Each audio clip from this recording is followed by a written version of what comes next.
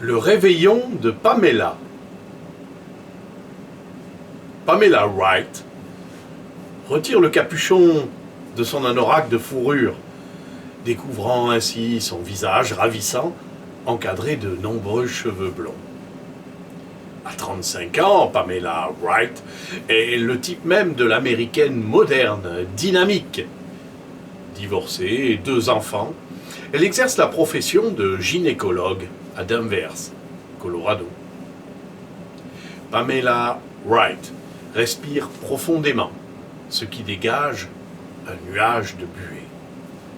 Elle n'est pas du tout mécontente de ses vacances sortant de l'ordinaire. Elle s'est décidée sur un coup de tête en lisant une publicité dans une revue médicale. Passez le nouvel an au Groenland. Découvrez la vie des Esquimaux du Grand Nord. Nombre de participants limité à 10 personnes. Le voyage était hors de prix. Mais elle avait les moyens et avait envie en fait de faire une coupure dans son existence. Voilà comment elle se retrouve ce 31 décembre 1979, après une randonnée sur des traîneaux à chiens, dans le lieu où ils vont tous passer la nuit de la Saint-Sylvestre. Un igloo spécialement aménagé à leur intention, aux environs de la ville de Tulé. Pamela Wright regarde avec intérêt les parois de leur abri qui forment une grande coupole.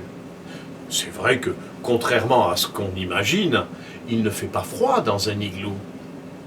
Ses compagnons de voyage sont en train de faire la même constatation qu'elle.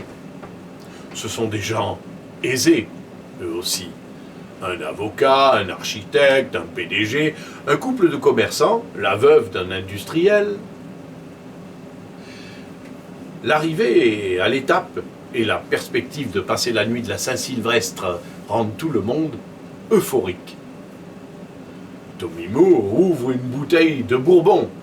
Tommy Moore, un homme de 30 ans environ, au physique sportif, est le responsable du groupe. Il remplit les verres en s'esclaffant. Pour les glaçons, vous n'avez qu'à vous servir. Chacun s'exécute avec des rires bruyants. Tommy Moore appuie sur la plaisanterie. Je suis sûr que c'est la première fois que vous buvez votre maison. Un fou rire général lui répond. La boutade est loin d'être irrésistible, mais l'atmosphère est à l'euphorie, alors comme ça, c'est ainsi. Pamela Wright trinque avec les autres touristes. Dans l'igloo, une dizaine d'Esquimaux s'affairent en silence. Ils servent à la fois de conducteurs et de personnel hôtelier. Chaque touriste est en effet installé seul à bord d'un traîneau. Une fois à l'étape, les guides se métamorphosent en serveurs. Après avoir dressé la table, les Esquimaux accrochent aux parois de glace des guirlandes et des banderoles de bonne année. Chez les vacanciers, les éclats joyeux redoublent, mais Tommy Moore fait un signe de la main en leur direction. Un peu de silence, s'il vous plaît. J'ai un appel radio. Il y a en effet, dans l'igloo, un poste émetteur-récepteur que personne n'avait remarqué jusque-là, et dont un voyant rouge vient de s'allumer. Tommy Moore appuie sur 1 ou 2 boutons et place un écouteur sur ses oreilles. Il note quelques mots sur un bloc posé à côté de l'appareil. Au bout d'1 minute environ, il revient vers ses clients avec un sourire quelque peu forcé et élève de nouveau son verre. « Qu'est-ce que c'était, Tommy ?» Cela ne nous concernait pas. Du coup, c'est la curiosité générale. « Dites-nous ce que c'était, Tommy, on veut savoir. » Le chef de groupe tente de résister. « Je vais attrister votre soirée. » Mais il n'y a rien à faire. Il doit capituler. C'était un SOS. Un bateau perdu en mer? Il y a une tempête? Non, Cela venait d'Avigut, un petit village de pêcheurs à 30 km d'ici. Ils ont un malade. Cela a l'air d'une appendicite. Ils demandent un médecin. Ils n'en ont pas là-bas. Si, mais par malheur, il est mort hier. Et qu'est-ce qui va se passer? Il n'y a pas d'autres médecins dans la région. Uniquement sur la base américaine, mais c'est à 200 km d'ici, c'est trop loin. Pamela prend la parole pour la première fois. Qui a l'appendicite? Tommy Moore ne fait celui qui n'a pas rien entendu. Oublions, nous n'y pouvons rien. Qu'est-ce qui va me chercher encore des glaçons pour mettre dans le seau à champagne? Pamela reprend. Qui a l'appendicite? Tommy Moore répond à contre-cœur et d'une manière presque inaudible. C'est un enfant. Pamela Wright se dresse d'un coup. Je suis médecin. Je dois y aller. Tommy Moore a une exclamation. Vous? Oui, moi. Je sais ce que vous pensez. Je suis gynécologue et pas chirurgien.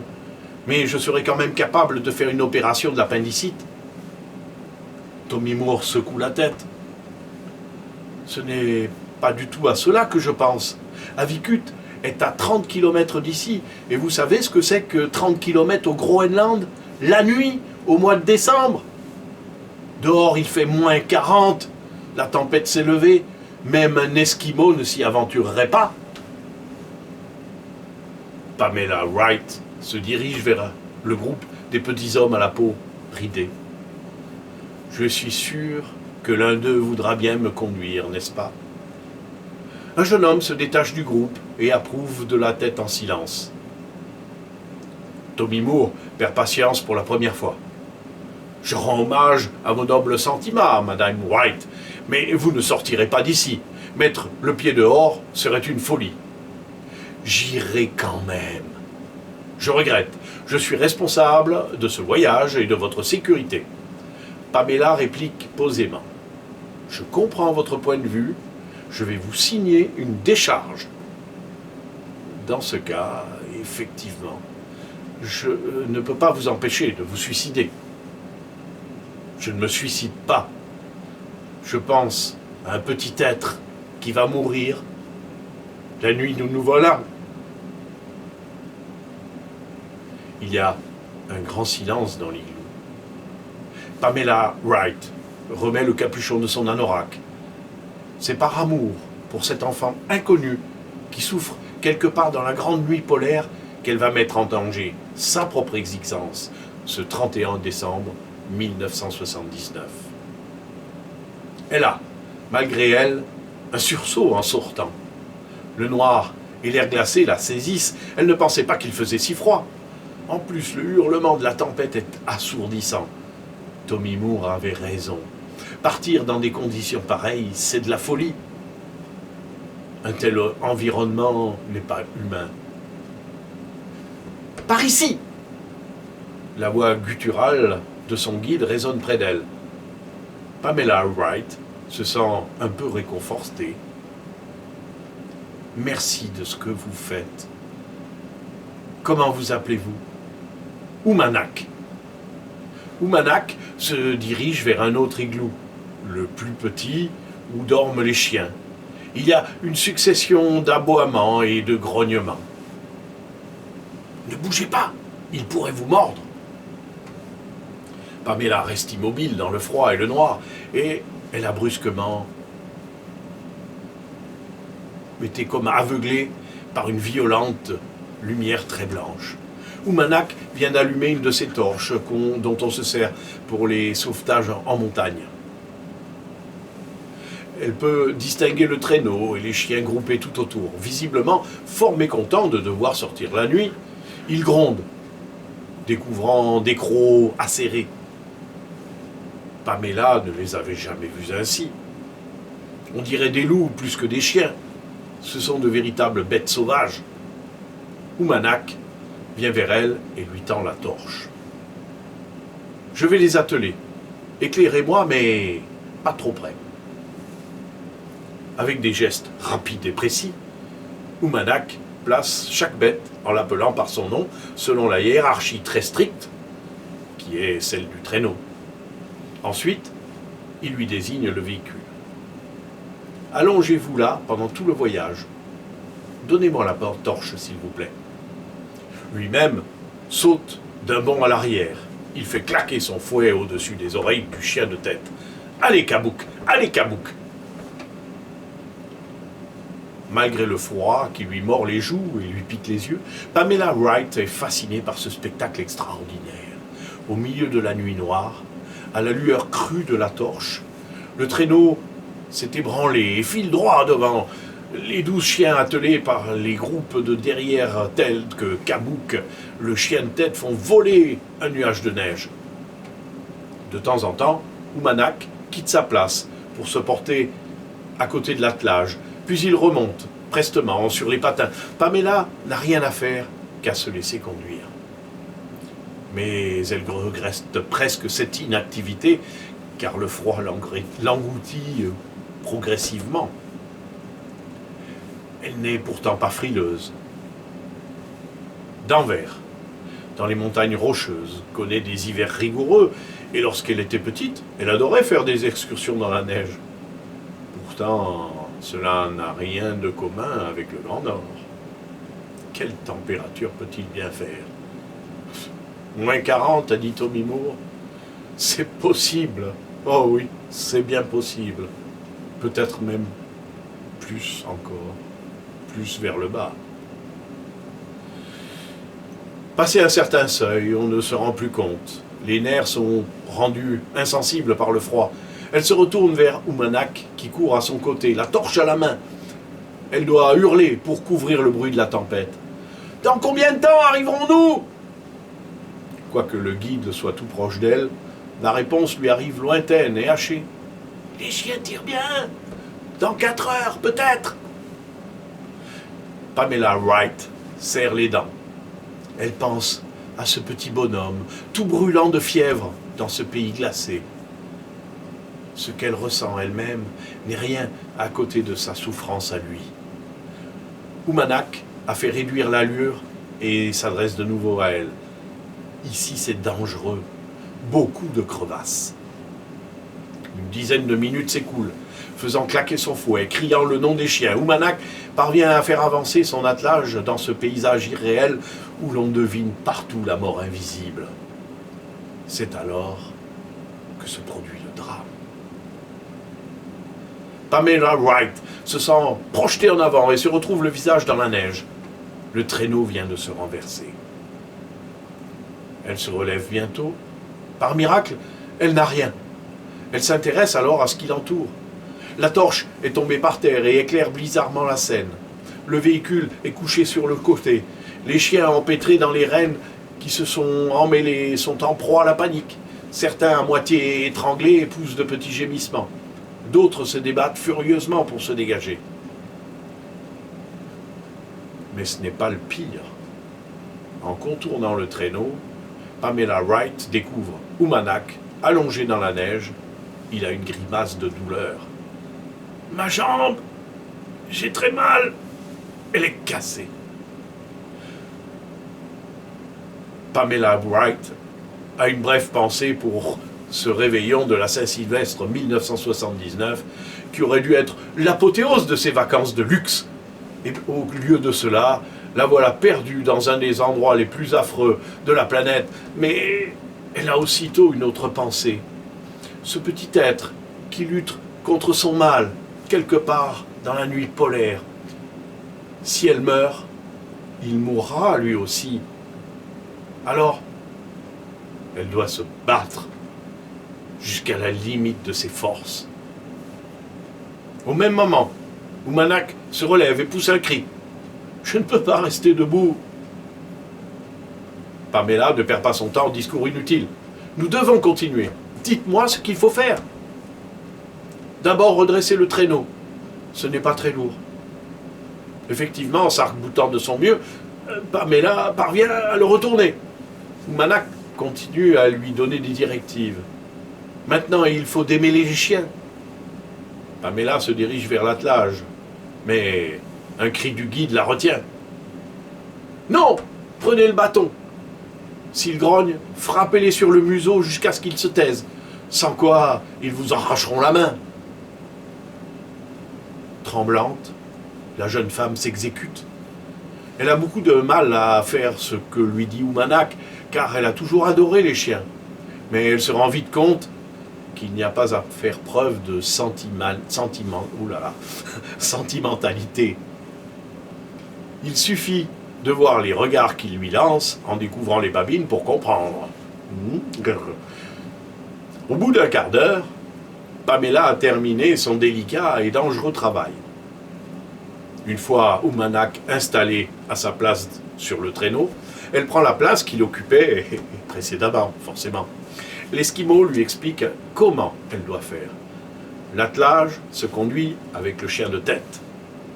Les autres tirent, lui donnent la vitesse et la direction. Il faut donc lui crier en langage esquimau. Kabouk, à droite, Kabouk, à gauche, plus vite Kabouk, stop, Kabouk. Cela, c'est lui-même qui s'en charge, allongé sur le traîneau. Mais le commandement doit être accompagné d'un geste approprié avec les rênes. Et ça, il ne peut pas le faire. Donc c'est uniquement Pamela qui peut faire cela. Tous deux ont énormément de mal à coordonner leurs efforts. Mais ils y parviennent tant bien que mal. 2 heures ont passé depuis que Pamela conduit l'attelage. Le village d'Avigut n'est plus très loin et l'allure s'accélère car le terrain descend constamment.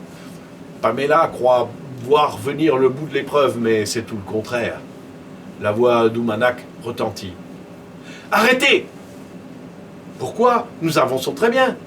Justement, la pente est trop forte. Le traîneau va rattraper les chiens et va les écraser. Serrez le frein vite !» Pamela s'exécute à regret. Et maintenant ? Maintenant, il faut dételer les chiens et les atteler derrière. Ils vont retenir au lieu de tirer. Il faut dételer les chiens et les atteler derrière. Pamela Wright comprend qu'il n'y a pas moyen de faire autrement. Et ce sont de nouveau d'interminables minutes passées à ce travail délicat et dangereux. 1 heure s'écoule encore. Enfin, le terrain redevient plat et la jeune femme doit faire l'opération inverse. Atteler les chiens devant le traîneau. Au Groenland, un village ne se devine pas de loin. Il n'y a pas de route, pas d'éclairage public, pas même de lumière aux fenêtres, qui sont énervées. C'est tout hermétiquement bouché avec des peaux de bêtes. C'est Umanak qui, avec la vue perçante qu'ont les siens, les Esquimaux, le voit le premier. Là, une maison. Effectivement, tout près d'eux se dresse une baraque de pêcheurs, trapus, grisâtres. Ils sont à Avigut. Ils avaient failli le traverser sans même s'en rendre compte. Pamela Wright frappe à la porte. L'ahurissement des habitants est total. Mais Umanak explique tout en quelques mots et reçoit la réponse. L'enfant est dans l'habitation voisine. Pamela y est conduite. Elle ausculte rapidement la petite forme brûlante recouverte de fourrure. Tout va bien. Il n'est pas trop tard. Les instruments chirurgicaux du médecin décédé sont là. Elle n'a plus qu'à opérer. Au bout d'une demi-heure, tout est terminé. Elle a réussi. C'est à Avigut que Pamela Wright a passé le 1er janvier 1980. Aux militaires américains de la base de Tulé venus la rechercher 2 jours plus tard. Elle a déclaré simplement « Ce sera mon plus beau jour de l'an. »